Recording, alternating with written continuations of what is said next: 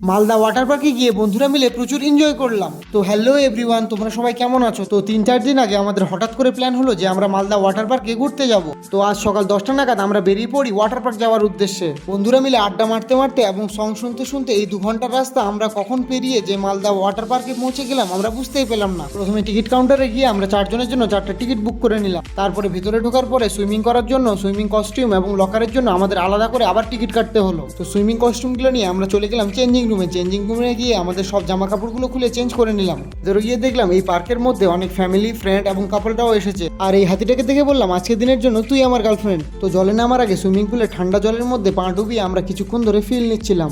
তারপরে পুরো 3 ঘন্টা ধরে সুইমিং পুলের মধ্যে লাফালাফি করে এবং বিভিন্ন রাইডগুলোতে এনজয় করার পরে আমাদের প্রচণ্ড খিদে পেয়ে গিয়েছিল।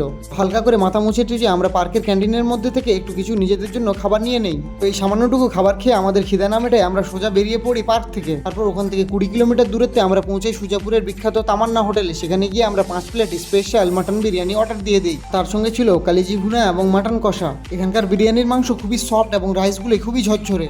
খাওয়া দাওয়া শেষ করে আমরা আর কোথাও ওয়েট না করে সন্ধ্যার দিকে আমরা বাড়ির দিকে রওনা দিয়ে দিই। মোটামুটি 7:30 নাগাদ বাড়িতে পৌঁছে সোজা শুয়ে ক্লান্ত হয়ে ঘুমিয়ে পড়ি।